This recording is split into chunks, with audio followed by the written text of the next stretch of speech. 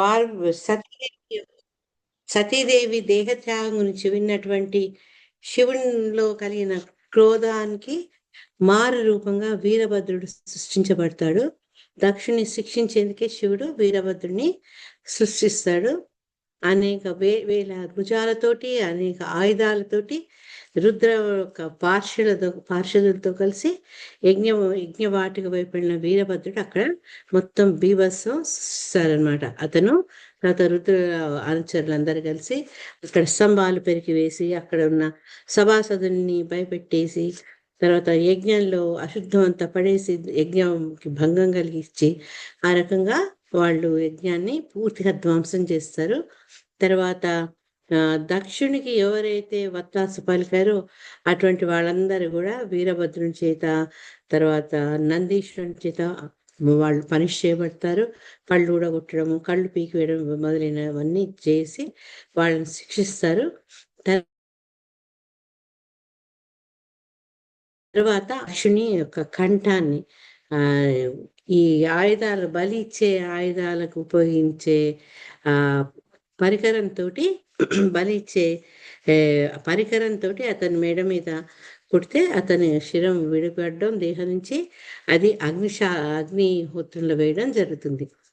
ఇక్కడ దేవతలు అక్కడున్న వాళ్ళందరూ సభాసదులంతా వీళ్ళు చేసే ఈ బీభత్సవానికి రాళ్ళు విసిరేయడము, రకరకాలుగా ఆయుధాలు రకరకాల ఆకారాలతో ఉన్న శివసేన చూసి వాళ్ళు భయపడిపోయి పారిపోతారనమాట. పారిపోయి వాళ్ళు ఎక్కడ చేరుతారు అంటే బ్రహ్మను ఆశ్రయిస్తారనమాట.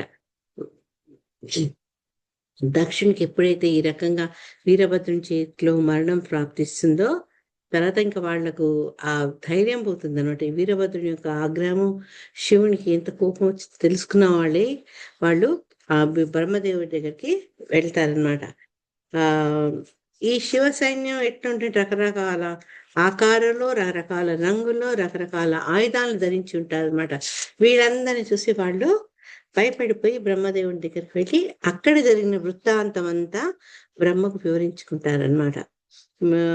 అయితే మనకు ఈ నిన్నటి శ్లోకాల ద్వారా మనకి ఏం తెలిసిందంటే బ్రహ్మకు విష్ణు భగవానుడికి రాబోయే సంఘటనలన్నీ తెలుసు కాబట్టే వాళ్ళు ఆ యజ్ఞానికి వాళ్ళు హాజరు కాలేదు, యజ్ఞానికి వాళ్ళు రాలేదన్నమాట.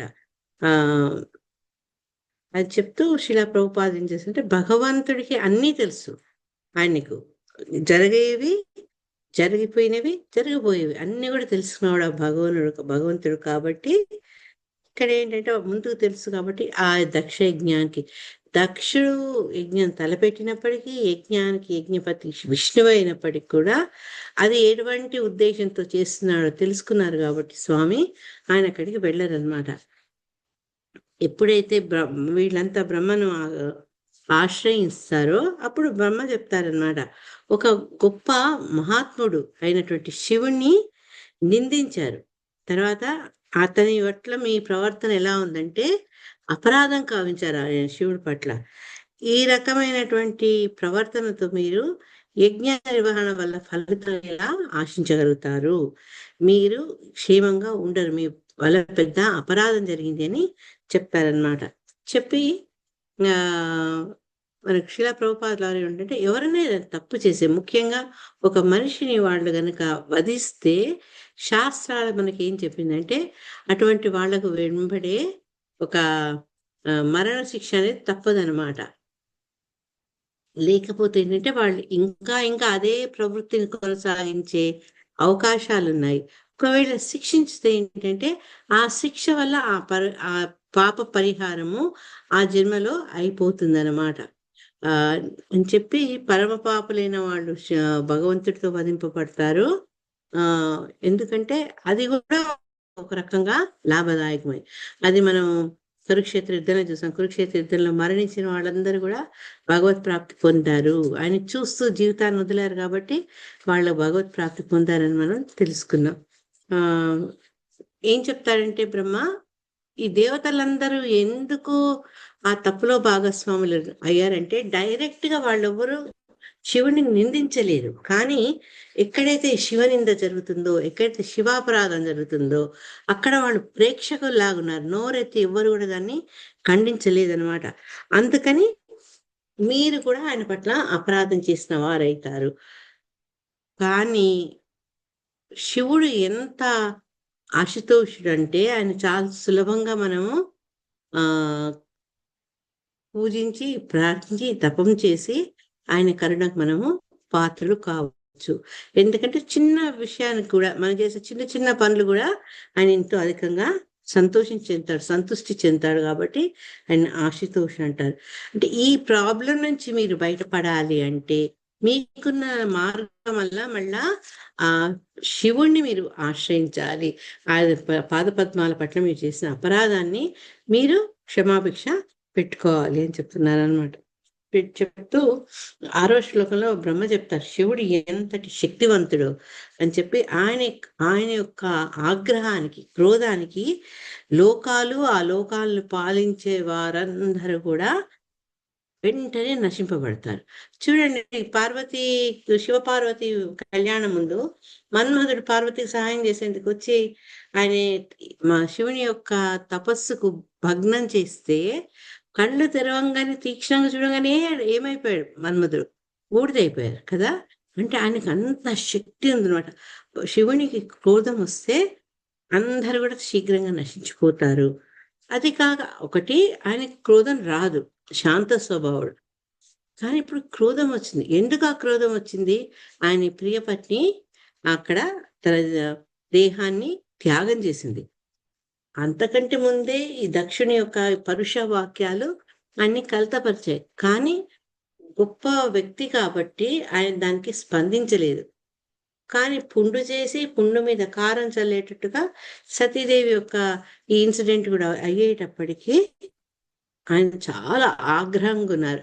ఇంకా ఆ ఆగ్రహంతో ఇంకా ఇంకా నష్టాలు కష్టాలు రాకుండా ఉండాలి అంటే వీరంతా తక్షణమే పోయి ఆయన పాదాలను ఆశ్రయించాలి, ఆయన క్షమాపణ చెప్పుకోవాలి. అదొక్కటే మీకున్న ఉపాయం ఇప్పుడు అని చెప్తారనమాట. అదొక్కటే మీకు శ్రేయస్సు కలిగించేది అని చెప్పినప్పుడు ఇంకేం చెప్తారంటే అసలు ఆ శివుడు గురించి మీకు ఏం తెలుసని, ఆయన పట్ల ఈ అపరాధాలు చేశారు. శివుని యొక్క తత్వము బ్రహ్మ గాని ఇంద్రాది దేవతలు గాని వాళ్ళు పూర్తిగా ఎరగరు ఆయన గురించి. వాళ్ళంత గొప్ప వాళ్ళకే తెలియకపోతే శివుని యొక్క శక్తి సామర్థ్యాలు, ఆయన గొప్పతనము ఇట్లా మామూలు వాళ్ళందరికీ ఆయన యొక్క గొప్పతనం తెలియక ఆయన పట్ల అపరాధం చేయడం ఎలా వీలవుతుంది? అసలు ఆ రకంగా ఎందుకు వాళ్ళు సాహసం చేయగలుగుతారు అని చెప్తున్నారు. అంటే మన ఎదుటివాడు ఎంత శక్తివంతుడో తెలుసుకోకుండా మనం వాడితో తలపడట్టు. కానీ ఇక్కడ వీళ్ళు ఏం చేశారంటే దక్షుడు చాలా గొప్పవాడు అనుకున్నారు, దక్షునికి వత్తాసు పలికారు అనమాట. అందుకని భగవంతుడికి లేదా శివునికి ఇక్కడ పర్టికులర్గా ఈ శ్లోకంలో శివునికి శరణాగతుడై ఉండాలి అని చెప్పారనమాట. అది చెప్తూ మనకు సర్వధర్మాన్ పరిత్యజ్య మామేకం శరణం వ్రజ భగవంతుడి ఇచ్చిన ఆనతిని కూడా శ్రీల ప్రభుపాదుల వారు మనకు గుర్తు చేశారు. ఎప్పుడైతే భగవంతుడిని మనం ఆ రకంగా ఆశ్రయిస్తే భగవంతుడు దానికి రిటర్న్గా ఏం చేస్తారు అంటే ఈ బద్ధ జీవుని కండిషన్, ఈ జీవుల్ని పాపాల నుంచి ఆయన విముక్తి చేశారు. అహం పాం సర్వ పాపేభ్యో మోక్షయిష్యామి మాశుచ. కాబట్టి అటువంటి భగవంతుని ఏ రకంగా శరణ పెడతాము, ఇక్కడ అదే విధంగా దేవతలు వాళ్ళ శ్రేయస్సు కోరి శివుణ్ణి ఆశ్రయించాలి అని బ్రహ్మ సూచిస్తారనమాట. ఈ రకంగా అందరికి చెప్పి ఆయన ఏం చేశారు, పితృదేవతలు, ప్రజాపతులు, అక్కడ ఉన్న దేవతలు అందరినీ తీసుకొని వాళ్ళందరిలో కూడా వాళ్ళందరి వల్ల అపరాధం జరిగింది.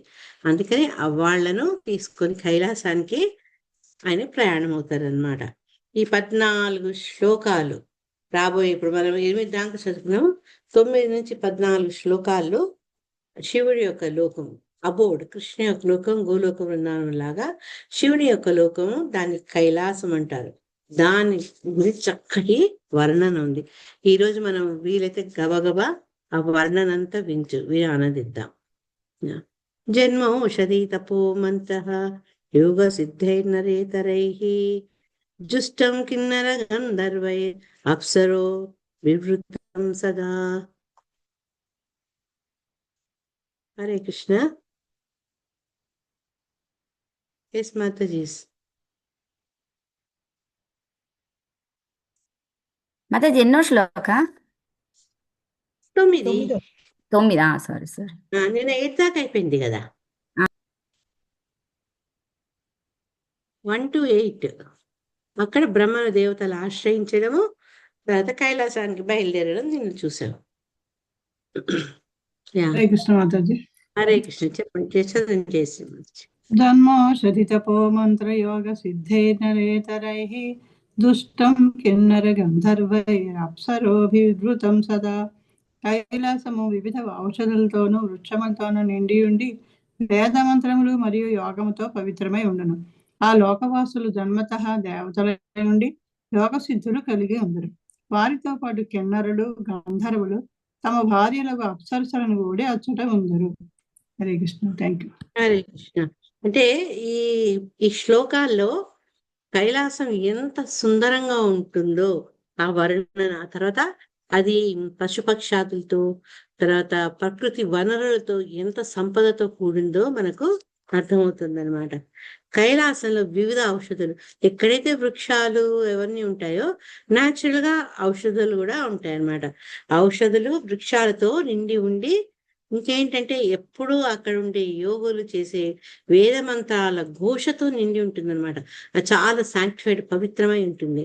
అక్కడ వాళ్ళు ఏంటంటే లోకవాసులు జన్మతః దేవతలు, అంటే వాళ్ళ స్వభావం పుట్టుక నుంచే దేవతల్లాగా ఉండి వాళ్లకు యోగ సిద్ధి లభిస్తుంది. ఈ లగిమ, అణిమ, గరిమ అవన్నీ ఉన్నాయి కదా, ఆ యోగ సిద్ధులన్నీ కలిగి ఉంటాయి అన్నమాట. వాళ్లే కాక ఇంకెవరున్నారయ్యా కైలాసంలో అంటే కిన్నరులు గంధర్వులు కూడా వాళ్ళ వాళ్ళ భార్యలతో కూడి అక్కడ నివసిస్తారు అని చెప్తున్నారు అనమాట. నెక్స్ట్, నానామణిమయైః శృంగై నానా ధాతు విచిత్రితైః నానా ద్రుమలతా గుల్మై నానా మృగగణావృతైః. నానా అంటే పలు రకాలు. మళ్ళీ ఒక్కసారి చదువుతా. నానామణిమయైః శృంగై నానా ధాతు విచిత్రితైః నానా ద్రుమలతా గుల్మై నానా మృగ గణావృతైః. హరే కృష్ణ. చదవనా. నానామణిమయై శృంగై నానా విధాతు విచిత్రితైః నానా ద్రుమలతాగ్ములైర్నానా మృగ గణావృతైః. కైలాసము నానా విధమణి ధాతుభరితమైన శిఖరములతో నిండి పలు రకములైన వృక్షములతోనూ మొక్కలతోనూ పరివృత్తమై ఉండును. దాని శిఖరాగ్రము పలు రకములకు మృగగణములతో అలంకృతమై ఉండదు. హరే కృష్ణ. హరే కృష్ణ. అంటే ఈ కైలాసం ఎట్లుంది మాతాజీ మీకు? పర్వాలేదు మాతాజీ, తర్వాత మాట్లాడదాము. అయితే ఈ కైలాసంలో ఉండే రకరకాల మణులు, ధాతువులు అంటే ఏంటి మాతాజీ? హరే కృష్ణ. మట్టి కొండల మాతాజీ. మాతాజీ మినరల్స్ మాతాజీ, ధాతువులు అంటే. అర్థమైందా? అందుకే ఇప్పుడు మనకు హిమాలయాల్లో కూడా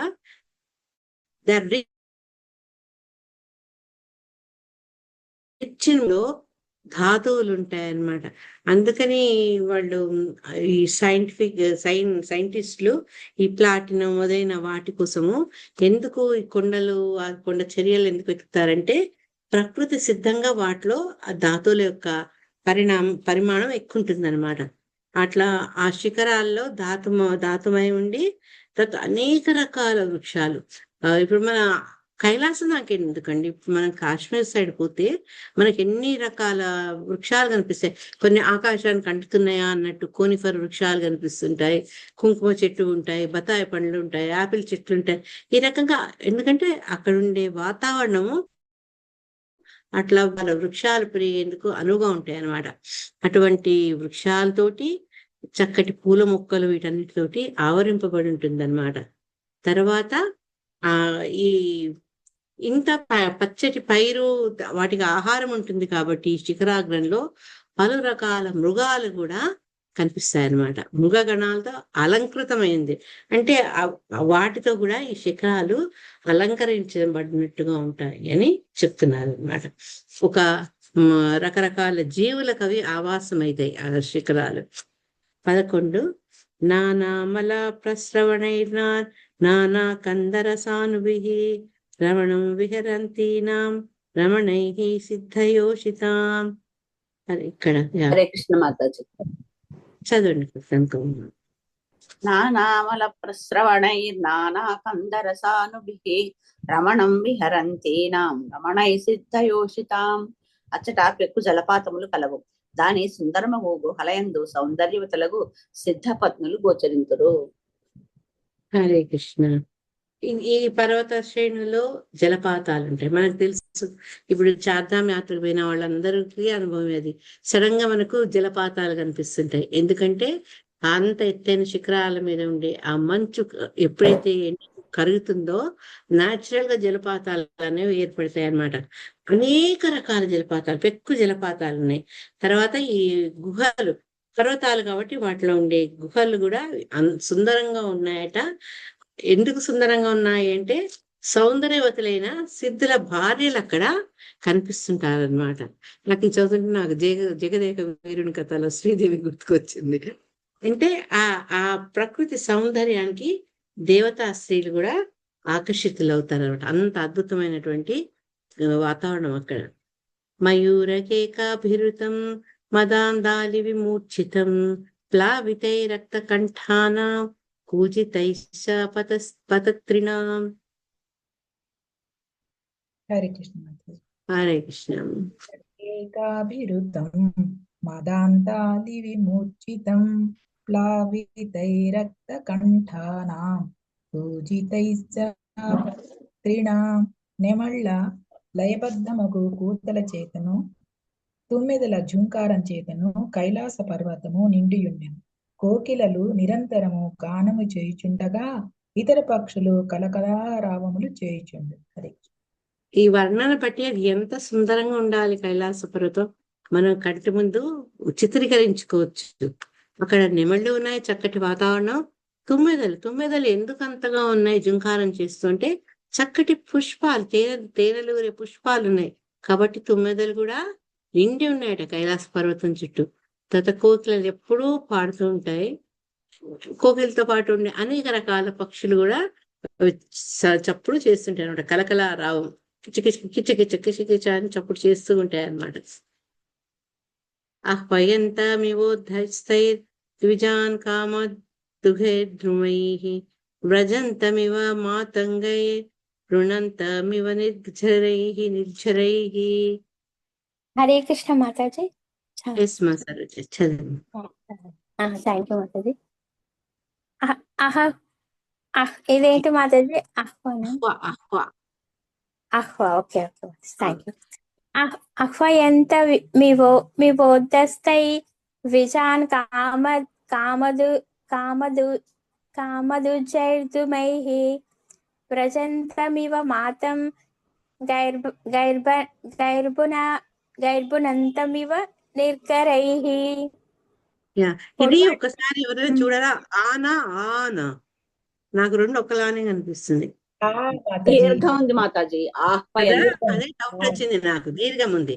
ఆహ్వయంత మివోద్ధస్తై. ఓకే చదవండి మాతాజీ, మీనింగ్ చదువు సరోజ.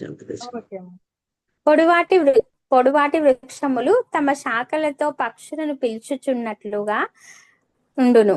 గజ సమూహము చరించున్నప్పుడు కైలాస పర్వతము వాటితో పాటు చరించుచున్నట్లుగా కనపడును. జలపాతములు ధ్వనించినప్పుడు ఆ పర్వతము ప్రతిధ్వని కావించుచున్నట్లు గోచరించును. హరే కృష్ణ. Thank you. హరే కృష్ణ. నేను చెప్పా కదా, కాశ్మీర్ సైడ్ కొండ చర్యలో పెద్ద ఎత్తైన వృక్షాలు కనిపిస్తాయి. ఆ ఎత్తైన వృక్షాల్లో వాటి శాఖలు ఎలా ఉంటాయట, ఆకాశంలో ఎగురుతున్న పక్షిని రాండి వచ్చి మా మీద కూర్చొని సేద తీరండి అని ఆహ్వానిస్తున్నట్టుగా ఉంటాయన్నమాట. తర్వాత ఆ గజ సమూహాలు తిరుగుతున్నప్పుడు అవి చాలా గుంపులు గుంపులుగా వెళ్తుంటాయి కదా. దాంతోపాటు కైలాస పర్వతం కూడా కదులుతుందా ఏంటి అన్నట్టుగా గోచరిస్తుంది అని చెప్తున్నారు. తర్వాత మనం ఇంతకుముందు చదువుకున్నాం, ఈ పర్వతాల్లో అనేక జలపాతాలు ఉన్నాయి. ఆ జలపాతాలు ఎప్పుడైతే ఎత్తు నుంచి కిందికి ప్రవహిస్తాయో అప్పుడు ఒక ధ్వనిని ఉత్పత్తి చేస్తుంది. ఆ ధ్వనితో ఏంటంటే పర్వతాల నుంచి ప్రతిధ్వని వస్తున్నట్టుగా అనిపిస్తుంది అని. అంత ఎత్తైన పర్వతాల నుంచి ఈ జలపాతాలు పడడం, జలపాతాలు పడుతున్నప్పుడు అవి చేసే చప్పుడు, ఆ చప్పుడు ద్వారా మొత్తం చుట్టూన్న పర్వతాల నుంచి ప్రతిధ్వనం అవుతున్నట్టుగా కనిపిస్తుంది. ఈ అమెరికా కెనడా మధ్యన నయాగారా ఫాల్స్ ఉంటుంది. అది చాలా అద్భుతంగా ఉంటుంది. 5 నదులు అంటే ఇటు అమెరికాలో ఉన్నటువంటి 5 నదులు ప్రవహిస్తూ ఆఖరికి అది ఈ నయాగారా ఫాల్స్ దగ్గరికి వస్తాయన్నమాట. ఆ పడుతుంటుంది ఆ జలపాతము. అంత నీటి సాంద్రత చూస్తే మనకు భయం వేస్తుంది. అది ఎంత ఒక చక్కటి యాత్రాస్థలం అన్నమాట. మనం చాలా కొన్ని కిలోమీటర్ల దూరం నుంచే మనం ఆ ఘోష వినొచ్చు. ఇది జలపాతం కొన్ని టన్నుల నీళ్లు పడుతుంటుంది అనమాట ఎప్పుడు. తర్వాత వీళ్ళు ఏం చేశారంటే ఆ కొండల మధ్య నుంచి లోపల టన్నల్ పెట్టి మనం వెనుకకుండొచ్చు, మన ముందు ఆ జలరాశి పడుతుంటుంది. ఎంత అద్భుతంగా ఉంటుందంటే అది మనకు ప్రకృతిలో ఏది చూసినా భగవంతుడి సృష్టిలో ఎంత గొప్పగా ఉండి ఎంత అద్భుతంగా ఉంటాయనేది ఇది ఒక నయాగారా దర్శనం అన్నమాట. చాలా బాగుంటుంది జలపాతం. అట్లా అవి అంత ఎత్తు నుంచి పడతాయి కాబట్టి అంత ధ్వని చేస్తుంది. ఆ పడుతున్నప్పుడు ఏంటంటే చుట్టుపక్కల ప్రదేశాలన్నీ కూడా ఆ తుంపర్లతోటి తడిసిపోతాయి. అంత ఎత్తు, అంత వాల్యూమ్ అంటే అంత సాంద్రతతో నీళ్లు కిందికి వస్తాయన్నమాట. మందారైః పారిజాతైశ్చ సరళైశ్చోపశోభితం తమాలైః శాలతాలైశ్చ కోవిదారాసనార్జునైః చూథైః కదంబైర్నీపైశ్చ నాగపున్నాగచంపకైః పాటలాశోక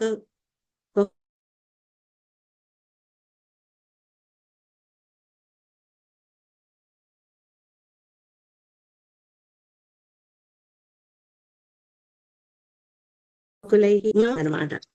చదవండి హరే కృష్ణ మాతాజీ. మాతాజీ, చదవనా? చదవండి సీతమ్మ, చదవండి. హరే కృష్ణ. మందారైః పారిజాతైశ్చోపశోభితం తమాలైః శాలతాలైశ్చ కోవిదారాసనార్జునైః చూతైః కదంబైర్నీపైశ్చ నాగపున్నాగచంపకైః పాటలాశోకవకులైః కుంदैः కురవకైరపి. హరే కృష్ణ. మాతాజీ కొంచెం పైకి చేస్తా భావం.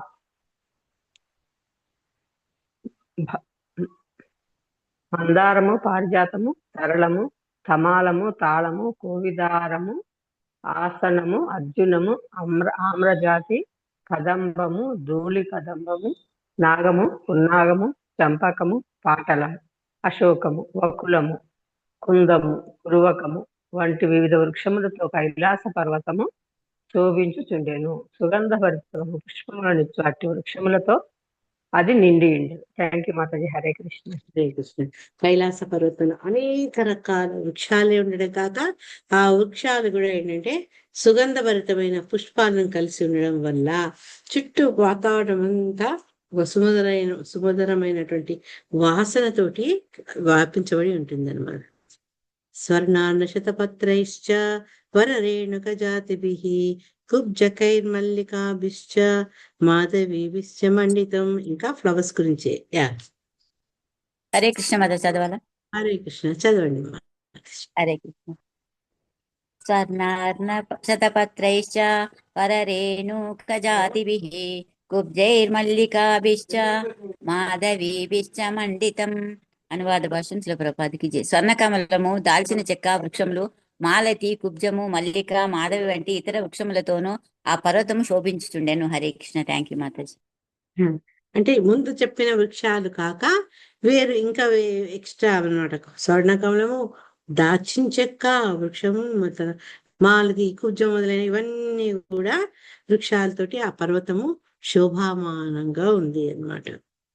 పనసోదుంబురాశ్వత్థ ప్లక్షజ్ఞగ్రో దహింగుభిః మూర్జైరోషధిభిః పూగై రాజపూగైశ్చ జంబుభిః. హరే కృష్ణ. జంబూ ఫలం అంటే నేరేడు పండు. జంబుభిః. హరే గీతా కృష్ణ. మాత హరే హరే కృష్ణ. కృష్ణ. ప్రణౌన్స్ ఓకే, మాతాజీ, ప్రణౌన్స్ మాతాజీ. ప్రణామ్స్. పనసోదుంబరాశ్వత్థ ప్లకన్యగ్రోదహింగుభిః ప్లక్షణ్య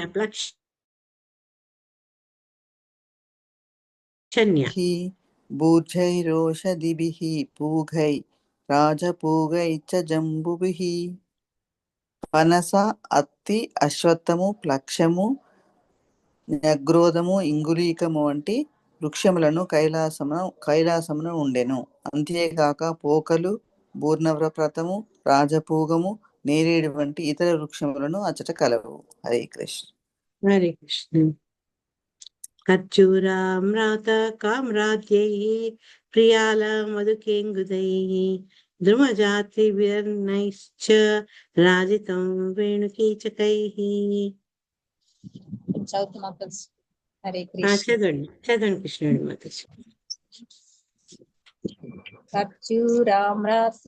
ఖర్జూరామ్రత కామ్రాజ్యైః ప్రియాల మధుకేంగుదైః ద్రుమజాతిభిర్నైశ్చ రాజితం వేణుకీచకైః. ఖర్జూరం, మామిడి, ప్రియాల, మధుకము, ఇంగుదము వంటి వృక్షములను అచ్చట కలవు. వాటితో పాటు వెదురు, సన్న వెదురు, ఇతర వెదురు జాతి వృక్షములతోనూ కైలాస పర్వత ప్రాంతము శోభించుచుండు. హరే కృష్ణ. హరే కృష్ణ. ఎన్ని రకాల వృక్షాలతోటి నిండి ఉంది కాబట్టి అది ఎంతో శోభామానంగా ఉంది కైలాసం అని మనకు అర్థమవుతుంది. 1920 శ్లోకాల్లో కుముదోత్పల కహ్లార శతపత్ర వనద్భిః నళినీషు కలం కూజత్ ధగబృందోపశోభితం మృగైః శాఖా మృగైః క్రోడైర్మృగేంద్రైర్ వృక్షశల్యకైః గవయైః శరభైర్వాఘైర్మహిషాదిభిః వ్యాఘ్రైర్భిః మహిషాదిభిః. హరే కృష్ణ. సునీత మాతాజీ చదవాలా? చదువుతుంది.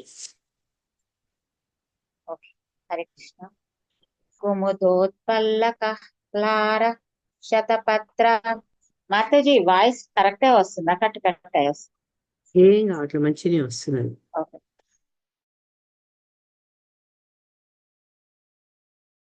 కహ్లార శతపత్ర వనర్చిభిః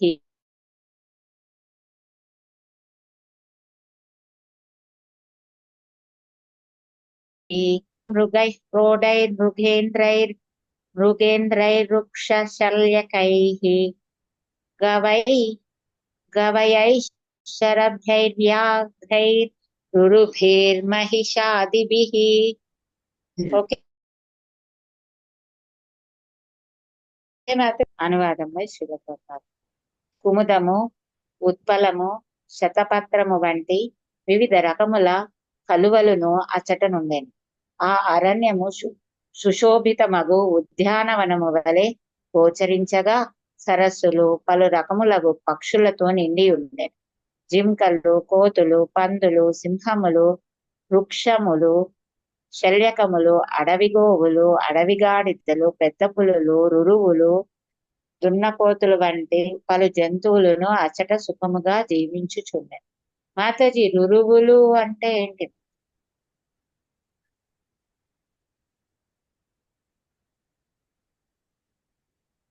రురువు అనే ఉంది, రురుబి అంటే రురువు అనే ఉంది. అదొక టైప్ ఆఫ్ యానిమల్ ఉన్నట్టుందమ్మా. ఓకే. అంటే ఇక్కడ వృక్షములు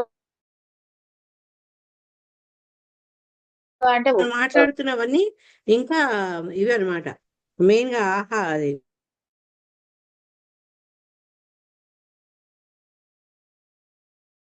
ఒక రకమైన యానిమల్స్ అయితే వృక్షము కాదు.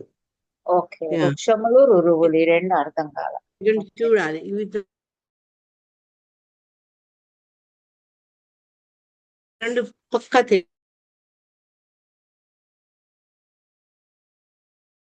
తెలుగు. నల్ల చారల దుప్పి. దుప్పి నల్ల చారల నిఘంటువులు ఇచ్చారు. శల్యకములు మాతాజీ, శల్యకము. శల్యకం అంటే శల్యకములు చూస్తాను చూడండి, టైం పడుతుంది. ఇది ఇవన్నీ రకరకాల జంతువులు. ఇప్పుడు చెప్పింది వృక్షములక రురువులక నల్ల చారలకి. రురువులు అంటే దుప్పి అంటారు కదా, నల్ల చారలు రురువు తల్లి.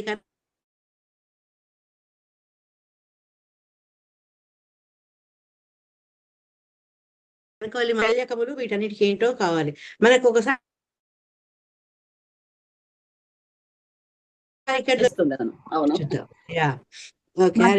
ఏమన్నా చార్పన అది మనకు నీడిల్స్ అంటాం చూడడం, అది శల్యకములు అంటే కొమ్ములతో కలిగింది కానీ, లేకపోతే ఇవి ఏమంటాము అదే షార్ప్ నీడిల్స్ టైప్ మాతాజీ ఉండేటివి. అంటే ఏమంటారు, ఒకటి ఉంటుంది చూడండి, ఒక యానిమల్ లాంటిదేమో ముళ్ళలాగా అలాంటి కొమ్ములు బాగా కలిగింది కానీ. రెండు మీనింగ్స్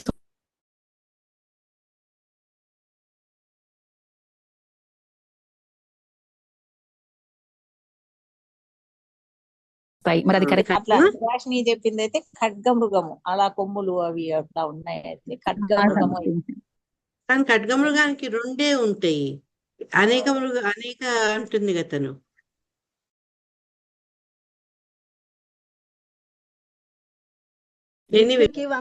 ఉంటాయి మాతాజీ కొమ్ములు.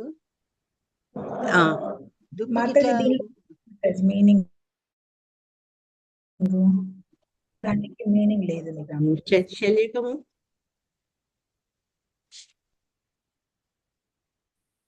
ఇట్స్ ఓకే, మనం మళ్ళా ఎత్తుకుందాం. ఒక్క నిమిషము. 1920లో ఒక్కసారి మళ్ళీ దీంట్లో కూడా గౌరంగ దర్శన ప్రభు రిక్షాస్ శల్యకాస్ అనే ఇచ్చారు.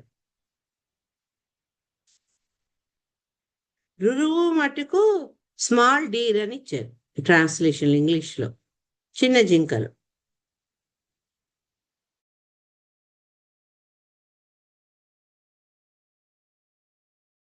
goats, lions, rickshaws, shalikas, forest cows, అడవి ఆవులు, ఫారెస్ట్ asses, అడవి గాడిదలు, tigers, small deers, and buffalo, and many other animals. ఇవన్నీ రురువులు అంటే స్మాల్ డీర్స్ అని అర్థం. అప్పుడు పెద్ద పులుల తర్వాత రురువులు అంటే స్మాల్ డీర్స్ అని చెప్పినట్టు. అవును స్మాల్ డీర్ తను చెప్పింది కదా, నల్ల చారలు ఉండే దుప్పులని అవి. సో మనం ఫస్ట్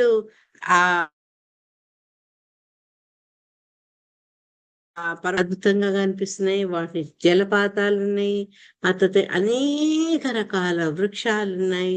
తర్వాత జలపాతాలను బట్టి గుహలు ఉన్నాయి. గుహల్లో ఈ సౌందర్యవంతులైన స్త్రీలు అక్కడ రెస్ట్ తీసుకుంటారని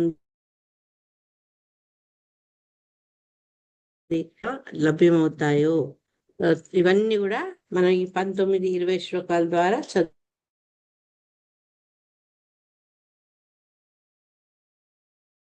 చదువుకున్నాం.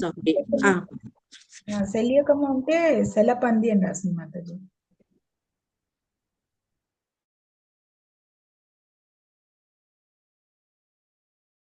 అదే ముళ్ళపంది అయిండొచ్చు అమ్మా, సుభాషి అన్నట్టు ముళ్ళపంది అయిండొచ్చు.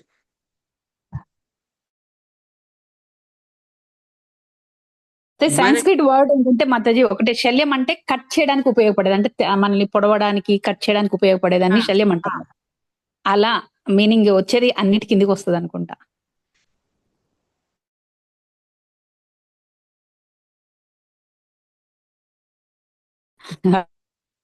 కదా. అది ఎప్పుడో ఎన్నో ఏళ్ల తర్వాత ముందు జరిగింది. ఇప్పటికి ఎన్ని ఎక్స్టెంట్ అయ్యాయో మనకు తెలియదు.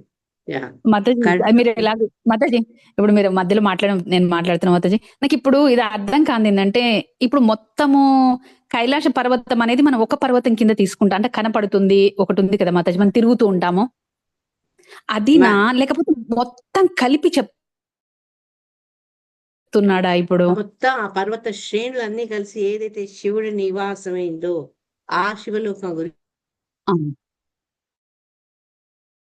చెప్తున్నారు. ఒకటి చూస్తాం గాని అది మనం చర్మ చక్షుల కనిపించేది, అది దివ్య దృష్టి కనిపించేది ఇంకా ఎక్కువ ఉంటుంది అన్నమాట. అందుకని అంత వర్ణిస్తున్నారు దాని గురించి. కృష్టం వృకనాభిః కదలి ఖండ సంవృద్ధ నళిని పులినశ్రియం.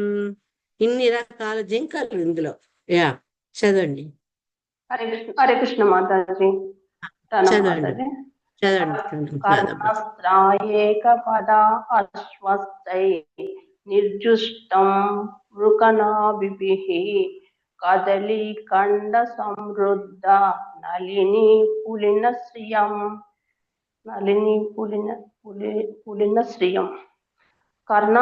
కర్ణాంతరము ఏకపాదము అశ్వస్యము వృక్షము కస్తూరి మృగము కస్తూరిని దాల్చినది వంటి పలు రకములకు జింకలు అచట నుండెను. ఈ మృగములే కాక పెక్కు అరటి చెట్లు సరోవర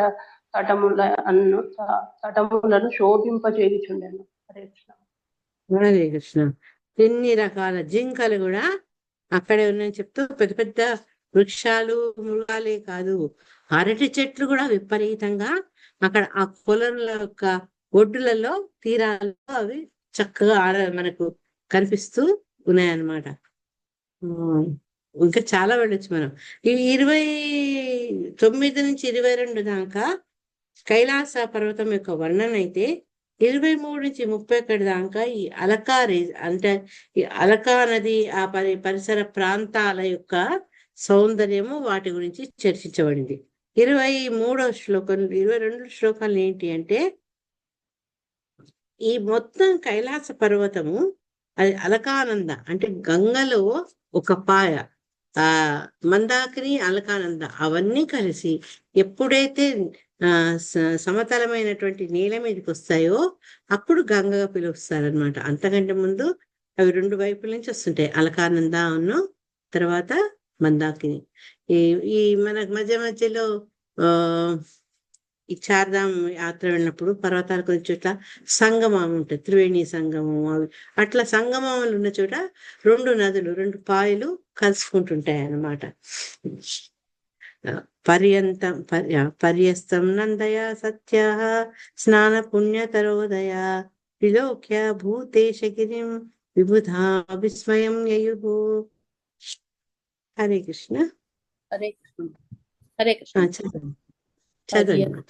పర్యస్తం నందాయ సత్యాః తాన పుణ్యతరోదయ విలోక్య భూతేశ గిరిం విబుధ విస్మయం యయుః. విబుధా విస్మయం. అచ్చట గల అలకానంద సరస్సు నందు సతీదేవి స్నానమాడింది. అది విశేషముగా మంగళకరమైనది. దేవతలందరూ ఆ కైలాస పర్వత శోభను గాంచి అచ్చట గల ఐశ్వర్యమునకు అబ్బురపడింది. హరే కృష్ణ. Thank you. హరే కృష్ణ. ఇక్కడ మనం అలకానంద సరస్సు లోపల పార్వతీ సతీదేవి స్నానం ఆడేది అని చెప్తున్నాం కదా. ఇక్కడ ఉండే కన్ఫ్యూజన్ ఇలా ప్రభుపాదుల వారు భాషను చెప్తున్నారట. ఈ భాగవత చంద్రిక అనే దాంట్లో ఉండే వ్యాఖ్యానం బట్టి చూస్తే సతీదేవి స్నానం చేసినటువంటి ఆ జలం కూడా గంగానది జలాలే అని చెప్తున్నారు అనమాట. ఎలా చెప్తున్నారు అంటే, గంగానది అనేది కైలాస పర్వతం మీదుగా ప్రవహిస్తుంది. మనందరికీ తెలుసు గంగానది ఈ హిమాలయాల నుంచి ఉద్భవిస్తుంది, గంగోత్రి యమునోత్రి ఇవన్నీ కూడా. అయితే గంగానది ఎక్కడి నుంచి వస్తుంది? శివుని జటాజూటా నుంచి. ఎప్పుడైతే సాగరుడు కదా భగీరథుడు తపస్సు చేసి ఈ బూడిదైనటువంటి వాళ్ళ సోదరులందరికీ మళ్ళా నిజరూపం తెప్పించాలని ప్రార్థిస్తే, గంగ ఎప్పుడైతే వాళ్ళ యొక్క ఆషస్ అంటే దాని ఏమంటారు వాళ్ళ చితాభస్మం ప్రవహిస్తే వాళ్ళు మళ్ళా వాళ్ళ రూపాన్ని పొందుతారు అని చెప్తే అప్పుడు అతను పోయి చాలా తపస్సు చేస్తాడు. అందుకే మన వాళ్ళు భగీరథ తపస్సు అంటారు. అంత కఠినంగా తపస్సు చేసి శివుడిని దయకు పాత్రుడవుతాడు. అయితే దీనికంతా ఏం కావాలి, అంత పుణ్యం అంత శక్తి ఉన్నది కేవలం గంగా జలాలకి. గంగా జలం అనేది మన ఈ మనుషులు లేదు, అది ఊర్ధ్వలోకాల నుంచి రావాలి. ఆ ఊర్ధ్వలోకాల నుంచి వస్తుంటే గంగా నది యొక్క దూకుని ఆమె యొక్క ధాటిని తట్టుకునే శక్తి ఇంకెవ్వరికి లేదు, పరమశివుడికే ఉంది అని చెప్పి అందరూ ఆయన్ని ప్రార్థిస్తారనమాట. అప్పుడు ఎప్పుడైతే గంగా నది వస్తుందో తన నెత్తి మీదకి ఎంబడి అని అది జటాజుటాన్ని చుట్టేసేస్తారట, లేకపోతే మొత్తం ప్రళయం వచ్చేస్తుంది. కాబట్టి తర్వాత భగీరథుని కోరికతో ఒక్క పాయ మటుకు ఆయన్ని వదులుతారనమాట. అదే గంగా నది హిమాలయాల నుంచి వచ్చి తర్వాత పల్లానికి పాకి, పల్లం నుంచి ఈ డెల్టా ఏరియాలో ప్రయాణం చేసి అట్లా అనేక ప్రాంతాల్ని కదులుతూ ప్రయాణం చేస్తూ పవిత్రం చేస్తుంది అనమాట గంగా నది. అందుకని దాని గురించి చెప్తున్నారు. గంగా నది కైలాస పర్వతం మీద ప్రవహిస్తుంది. గంగా నది శివుడి జటాజూటం నుంచి ప్రవహించిన కనుక ఈ వాక్యం నిస్సందేహంగా అంగీకరించు. మరి శివుడి దగ్గరనే గంగా ఉంది, శివుడి దగ్గరనే సతీదేవి ఉంది. కాబట్టి ఆవిడ స్నానం చేసిన ప్లేస్ అది గంగా నది అని మనం అంగీకరించవచ్చు అని చెప్తున్నారు శిలా ప్రభుపాద వారు. గంగాజలము శివుని శిరముపై నిలిచి ఆ పిదప విశ్వమునందరి ఇతర భాగములకు ప్రవహించును కనుక సతీదేవి స్నానమాడిన పరిమళమగు జలము గంగాజలమే అగుట నిజంగా సంభవమై ఉన్నది. అంటే ఆవిడ చేసిన స్నానం చేసినటువంటి నీళ్లు భగవంతుడి ద్వారా ఉత్పత్తి చెందినటువంటి గంగా నది అని మనం కూడా విశ్వసించాలన్నమాట. అదే పాసిబిలిటీ ఉంది, మిగతా వాటికి ఆ పాసిబిలిటీ లేదు. ఆ ఎత్తు మీద పోవడం, అంత పెద్ద జలరాశి నిర్మించడం అంతా అది మానవ నిర్మితం కాదు, అది భగవంతుని నిర్మితం అన్నమాట. అందుకని అటువంటి ప్రదేశంలో ఉంది కాబట్టి సతీదేవి అక్కడే స్నానం చేసింది అని వాళ్ళు తర్కం అనమాట. దశుస్తే రమ్యం పురీం వనం సౌగంధికం చాపి ఎత్ర తన్నామ పంకజం. హరే కృష్ణ. సుభాష్ మాత, సుధీర గౌరప్రియ దేవిదాస్ మాతాజీ, సునీతా మాత చదవండి. హరే కృష్ణ మాతాజీ. ప్రణాం చదవండి. దదృశుస్తత్ర తే రమ్యమలకాం నామ వై పూరీం వనం సౌగంధికం చాపి యత్ర తన్నామ పంకజం. ఆ విధముగా దేవతలు సౌగంధిక అంటే సుగంధ భరితము వనమునందు రమ్యమగు అలకాయను ప్రాంతమును గాంచిరి. కమలములు సమృద్ధిగా లభించే కారణమునని ఆ వనము సౌగంధిక వనముగా ప్రసిద్ధి చెందినది. హరే కృష్ణ మాతాజీ. హరే కృష్ణ. ఈ సౌగంధిక ప్రస్తావన ఇంకో చోట కూడా విన్నాం. ఎక్కడది? ద్రౌపదీదేవి కోరినప్పుడు భీముడు. Perfect Mataji, perfect. యా, ఆమె యక్షులతో దెబ్బలాడి ఆమె కోసం సౌగంధిక పుష్పాలు తెస్తారా అని కదా. చాలా విశేషమైనవి అన్నమాట. అక్కడ అట్లాంటి పుష్పాలు సమృద్ధిగా దొరుకుతాయి కాబట్టి ఆ వనాన్ని సౌగంధిక వనంగా చెప్పుకుంటారు అని చెప్తున్నారు అనమాట. అవి ఎంత చక్కటి సుగంధభరితమైనటువంటి పుష్పాలు కాబట్టి అక్కడ అంతా అవే దొరుకుతాయి కాబట్టి ఆ ప్రదేశం కూడా సుగంధభరితంగా ఉంటుంది. అది ఎక్కడుంది అంటే అకారి ప్రాంతంలో సౌగంధిక వనం కనిపిస్తుంది అని చెప్తున్నారు అనమాట. శిలా ప్రభుపాద చిన్న భాష్యం ఇచ్చిన దాంట్లో కొన్ని అలకా ప్రాంతం అలకాపురి అని పిలువబడును. కుబేరు నివాసములకు అలకాపురి అని పేరు. ఈ అలకాపురి అంటే ఇక్కడ మనం చర్చిస్తుందే కాక కుబేరుడు నివసించే ప్రదేశాన్ని కూడా అలకాపురి అంటారు అని చెప్తున్నారు. కానీ కైలాస పర్వతం నుంచి కుబేరుని నివాసము కానరాదు, అది వేరు ఇది వేరు. కాబట్టి డిఫరెంట్. ఎందుకు చెప్తున్నారు ఆ మాట అంటే ఈ కుబేరు నివాసమైన అలకాపురి వేరు, ఈ కైలాస పర్వతం సమీపంలో ఉండే ఈ అలకాపురి వేరు అని చెప్తున్నారు అనమాట. వీరరాఘవాచార్యుల వ్యాఖ్యానం అనుసరించి అలక అనగా అసాధారణ సౌందర్యం కలది అని భావన. విశేషమగు సౌందర్యాన్ని సుగంధాన్ని వెదజల్లు సౌగంధిక నామక కమలములను ఆ అలకా ప్రాంతంలో దేవతలు చూశారు అని చెప్తున్నారు అనమాట. నందాచాలక నందాచ సరితో బాహ్యత పురః తీర్థపాద పదాంభోజ రజసాతీవ పావనే. సుభాషిణి చదువుతాయి. నందాచాలక నందాచ సరితౌ బాహ్యత పురః తీర్థపాద పదాంభోజ ఇక్కడ కల్ప రజస ఓకే రజసా తీవ పావనే. నంద అలకానంద అను 2 నదులను కూడా దేవతలు అచటగాంచిరి. దేవుడు గోవిందుని పాద పద్మ రజముతో ఆ 2 నదులు పావనమై ఉన్నవి. హరే కృష్ణ. మనం భాగవతంలో ముందు అధ్యాయాలు కూడా అది నాకు గుర్తున్నంత మట్టుకు పద్మజామాత చెప్పారు. ఎందుకు గంగా నదికి పవిత్రం చేసే శక్తి ఎక్కడి నుంచి వచ్చింది అంటే ఆ స్వామి యొక్క పాదాల నుంచి. ఎప్పుడైతే వామనుడై ఆయన ఆకాశాన్ని అధిగమించి వెళ్తాడో కమండలంలోని జలంతో బ్రహ్మ ఆయన పాదాలకు అభిషేకం చేస్తారు. స్వామి పాదాలకు అభిషేకం చేసి వచ్చినటువంటి ఆ జలరాశి అన్నిటిని కూడా పవిత్రం చేసే శక్తి కలది. ఎందుకట అంటే ఒకటి స్వామివారి పాదాల నుంచి డైరెక్ట్ గా వచ్చింది. ఆ వస్తువు ఇంకేం చేసిందంటే ఎట్లా అంటే ఒక మంచి వంటకం చేసి ఆ వంటకం మీద చక్కటి కొత్తిమీర అవన్నీ మనం డ్రెస్సింగ్ చేసి ఆ పైన క్యాషు పెట్టామనుకో ఇంకా ఎంత బాగుంటుంది చూసేందుకు. అదే రకంగా ఇక్కడ కూడా ఏంటి అంటే భగవంతుని యొక్క పాద ప్రక్షాళన నుంచి ఆయన యొక్క కాళ్లకున్న నఖాల నుంచి కిందికి ప్రవహిస్తున్నటువంటి గంగా నది స్వామి పాదాల మీద అర్పించబడి ఉన్నటువంటి తులసి మాతతో కలిసి ప్రవహిస్తుంది. కాబట్టి తులసిలో ఉన్న ఆమె లక్షణం ఏంటి అంటే పవిత్రకరణ అన్నమాట. అటువంటి ఆ పవిత్రం చేసే లక్ష్యాన్ని, పునీతం చేసే లక్ష్యాన్ని, ఆ లక్షణాన్ని గంగా నది భగవంతుడి పాదాల నుంచి వస్తూ తర్వాత తులసి మీద నుంచి ప్రవహిస్తూ రావడం వల్ల ఈ పాప పుణ్యాలన్నిటిని తీసివేసే శక్తి గంగాకు వస్తుంది అని మనం ఇదివరకు ఫస్ట్ సెకండ్ క్యాంటస్ లో నేర్చుకున్నాం అనమాట. అయితే ఈ అలకా ప్రాంతం కుబేర అలకాపురికి భిన్నమైంది.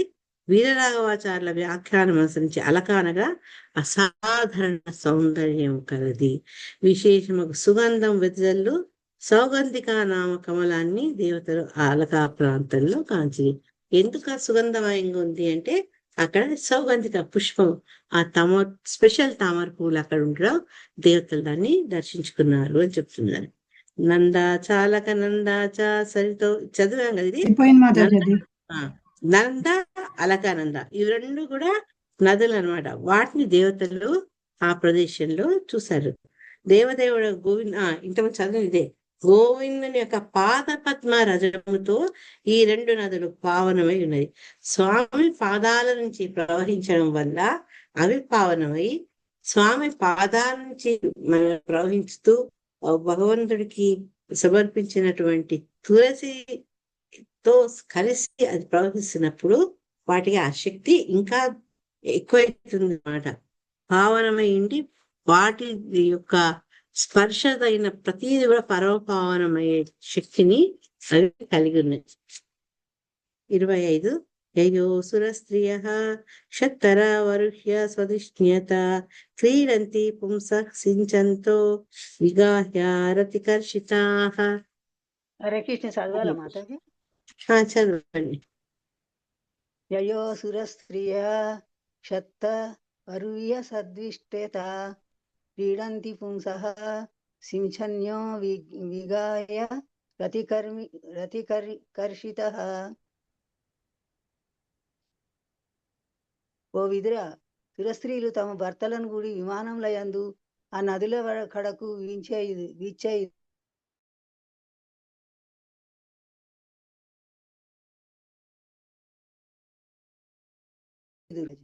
హరే కృష్ణ. దీని గురించి అలకానంద హిమాలయాలలో ఉంటది కదా మాతాజీ. ఏంటమ్మా? మందాకిని అలకానంద హిమాలయాలలో ఉంటది కదా మాతాజీ. మనం అదే కదా చెప్పింది ఇంతకుముందు. అవును, మనం ఈ చార్ధామ్ వెళ్ళినప్పుడు మనకు కనిపిస్తాయి అవి. కనబడతాయి మాతాజీ, ఎంత పెద్ద పెద్ద నదులు. అవును. సో ఇప్పటిదాకా మనము నేర్చుకునే దాంట్లో ఒకసారి మళ్ళా గౌరంగ దర్శన ప్రభు ఏం చెప్పారో ఒకసారి క్లుప్తంగా ఒకసారి రివైజ్ చేసుకుంటూ, ఈ శ్లోకానికి పెద్ద పర్పort ఇచ్చారు. రేపు దాని గురించి మనం తలుచుకుంటే ఇంకా ముందుకు పెడదాం. 9వ శ్లోకంలో అక్కడ అనేక రకాల ఔషధులు దొరుకుతాయని చెప్పారు. తర్వాత అక్కడ ఉన్న ప్రాంతం వల్ల, అక్కడ ఉండే యోగుల వల్ల, మంత్ర ఉచ్చారణ వల్ల పావనమైంది. తర్వాత అక్కడ దేవతలు, కిన్నరులు, గంధర్వులు వాళ్ళంతా వాళ్ళ యొక్క భార్యలతో సహా అక్కడ మనము దర్శించుకోవచ్చు, చూడవచ్చు అని చెప్పారు. 10వ శ్లోకంలో ఏం చెప్పారంటే అనేక వనరులు, గొప్ప గొప్ప మణులు, మాణిక్యాలు, తర్వాత విలువైనటువంటి మినరల్స్ అక్కడ దొరుకుతాయి అని చెప్పారు. తర్వాత 2-3 శ్లోకాల్లో ఎన్ని రకాలైనటువంటి వృక్షాలు మనం ఈ కైలాస పర్వత ప్రాంతాల్లో చూడొచ్చు, వాటి గురించి చెప్పారనమాట. అందమైన జలపాతాలు అంటే గుహలతోటి, ఎత్తైన జలపాతాలతో కూడుకున్నటువంటి కైలాసగిరిలో అనేక మంది సుందరులు వాళ్ళు ఆ సౌందర్యానికి ఆకర్షితులై అక్కడ నివసించేందుకు వస్తారు అని చదువుకున్నాం. 12వ శ్లోకంలో నెమళ్ళు చక్కటి నృత్యాన్ని చేస్తూ ఉంటాయి. తర్వాత కోకిల, అనేక పక్షుల యొక్క కలకల రావాన్ని కూడా మనము ఈ కైలాస పర్వతంలో వినవచ్చు. తర్వాత పొడగాటి ట్రీస్ అవి ఎట్లా ఉంటాయంటే వాటి యొక్క కొమ్మలతో కలిసి ఎగురుతున్నటువంటి పక్షుల్ని ఆహ్వానిస్తున్నట్టుగా ఉంటుందన్నమాట. చదువుకున్నట్టు ఈ ఏనుగులు ఎప్పుడైతే కదులుతూ ఉంటాయో అది చూస్తే మనకి ఏంటంటే ఒక పర్వతం కదిలినట్టుగా అనిపిస్తుంది, ఒక రకమైనటువంటి చలనం కూడా భూమిలో కనిపిస్తుంది అనమాట. ఇవే సరిపోవు అన్నట్టు ఎత్తు నుంచి పడుతున్నట్టు వాటర్ ఫాల్స్, జలపాతాల గురించి కూడా అది ఇక్కడ చర్చించడం జరిగింది అన్నమాట. ఆ జలపాతాలు ఎలా ఉన్నాయంటే అంత జలం పడడం వల్ల ఎత్తు మించి ధ్వని చేస్తుంది. ఆ ధ్వనితో చుట్టుపక్కలంతా మారుమోగిపోతుంది అనమాట. 14, 15, 16లో ఎన్ని రకాల వృక్షాలు ఉన్నాయి. ఆ వృక్షాల్లో మందార, పారిజాత, సరళ, తమాల, తాళ, కోవిదర, ఆసన, అర్జున, ఆమ్రజాతి మ్యాంగో మామిడిపండు, కదంబ, ధూళి కదంబ, నాగ, పున్నాగ, చంపక, పాతల, పాటల, అశోక, బకుళ, కుంద, ఎండు, పూర్పక, లోటస్ ఫ్లవర్ కూడా ఉందన్నమాట అక్కడ. ఈ దాచిన చెక్క, తర్వాత మాలతి, కుబ్జ, ఇవన్నీ కూడా మల్లి, మాలతి, చంపగా, పున్నాగ, ఇవన్నీ కూడా కైలాసంలో మనకు కనిపిస్తాయి అనమాట. పువ్వుల్లో వాళ్ళు ఎక్కువగా ముఖ్యంగా అనేక రకాల పువ్వులున్న ముఖ్యంగా ఏం చెప్పారు అంటే కుముద, ఉత్పల, శతపత్ర. ఇవి శతపత్ర అంటే 100 పంక్తులతో కలిసి ఉంటుంది నా ఊహ. ఈ రకం అనేక రకాలైనటువంటి పుష్పాలు కూడా లభిస్తాయి. తర్వాత 20 శ్లోకంలో ఏంటంటే ఈ మొత్తం ఈ కైలాసంలో రకరకాల పక్షులు, అవి మృదు మధురంగా అది మొత్తం కిలకిల రావాలి చేస్తాయి మాతాజీ. కిలకిల రావాలి. Thank you. తర్వాత అక్కడ ఉండే అన్ని రకాల వెదురు వృక్షాలు, వీటన్నిటి గురించి కూడా చర్చించడం జరిగింది. కొన్ని పెద్దవి, కొన్ని చిన్నవి, కొన్ని పుచ్చిక బయళ్ళు, ఈ రకంగా అన్ని రకాలైనటువంటి వృక్ష జాతిని అక్కడ చూడడం జరుగుతుంది. అనేక మంచి రుచికరమైన, ఆరోగ్యకరమైన పండ్లిచ్చే వృక్షాలు కూడా కైలాసంలో ఉంటాయి అని చదువుకున్నాం. తర్వాత ఈ పక్షుల కిలకలారావంతో తేనెను అన్ని చోట్ల పంచుతుంటాయి. తర్వాత ఎటువంటి జంతువులు ఉన్నాయి అంటే కోతులు, తర్వాత ఎలుగుబంట్లు, సింహాలు, వృక్షాస్ అది మీనింగ్ తర్వాత చూద్దాము.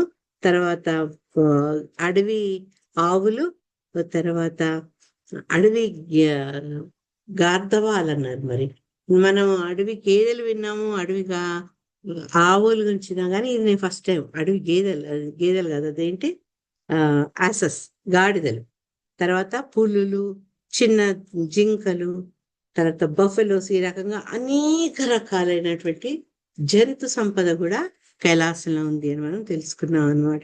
మాతాజీ కోతులు జంతువుల కిందకి వస్తాయి మాతాజీ ఇచ్చింది వాళ్ళు. కోతుల్ని మరి జంతువుల కిందకే ట్రీట్ చేస్తారు అందులో. కానీ అదేంటంటే మానవ దేహానికి, మానవ చరిత్రకు చాలా క్లోజ్ గా ఉందన్నమాట. అయినప్పుడు అది జంతువు కిందకి మనం వాటిని పరిగణిస్తాం. తర్వాత అనేక రకాల పక్షులు ఎంతో చక్కగా తేనె సంగీతము వాటి కూతలతోటి మొత్తం దాని ధ్వని నిండిపోయిందని చెప్తూ ఆఖరికి ఈ గాడిదలు, గుర్రాలు, పులులు, అనేక రకాల జంతువులు, ఇవన్నీ కూడా మనం అక్కడ శివలోకం కైలాసంలో చూడొచ్చు అని చెప్తున్నాను అన్నమాట. ఇవన్నీ అంటారు కదా మాతాజీ, అవేనేమో కంచెర గాడిదలు జీబ్రాస్ అంటారు. మరి ఇక్కడ మనకి వాటిని తెలుగులో ఏమంటారో తెలియదు ఆ రోజుల్లో. తెలుగులో ఇవన్నీ డిక్షనరీ చూస్తే దొరుకుతాయి. మాతాజీ రెడీగా అడిగితే కొంచెం టైం పడుతుంది కదా. తర్వాత అనేక రకాల దుప్పులు, రకరకాల జింకలు, అవన్నీ కూడా కనిపిస్తూ పైనుంచి అరటి ముక్కలు కూడా అక్కడ చూడొచ్చు అని చెప్తున్నారు అనమాట. ఇవన్నీ ఎందుకు చెప్తున్నా అంటే వీటన్నిటితోటి కైలాసం చాలా వైభవంగా ఉంది. తర్వాత ఎవరైనా వస్తే కైలాసం చూస్తే అద్భుతం ఆనందిస్తారంట. అంత సంపద, అంత వృక్ష సంపద, అంత ప్రకృతి సంపద, ఇవన్నీ మనము కైలాసంలో చూడొచ్చు. ఇప్పటి నుంచి ఈ కైలాస హిల్లో 22వ శ్లోకంలో మొత్తం కైలాసం చుట్టూగా అలకానది అంటే గంగా నది ప్రవహిస్తూ ఉంటుంది. ఆ అలకా నది ఆల్రెడీ మనల్ని పుణ్యవంతులు చేస్తుంది, ఎందుకంటే భగవంతుడి పాదాల నుంచి వచ్చి. అటువంటి ప్రదేశము ఇంకా ఇంకా పవిత్రమైంది. ఎందుకంటే సతీదేవి అక్కడ స్నానం ఆచరించేది అని చెప్తున్నారు అనమాట.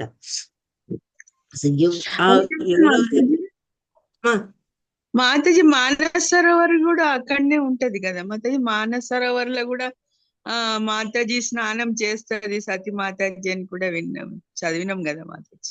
అవన్నీ అవే ప్రదేశాలు కదా. ఇంకా మనం ఇక్కడ మానస సరోవరం గురించి ప్రస్తావన రాలేదు, వస్తుంది, అది కూడా వస్తుంది. లాస్ట్ ఏం చెప్పారు అంటే ఎవరైతే దేవతలు బ్రహ్మతో కలిసి ఈ శివుని దర్శనానికి వెళ్ళి ఆయన యొక్క కరుణకు పాత్రలు అవుదామని వెళ్తారో వాళ్ళందరూ కూడా ఈ అద్భుతమైనటువంటి సౌందర్యాన్ని, కైలాసాన్ని చూసి వాళ్ళు నివ్వెరబోతారట.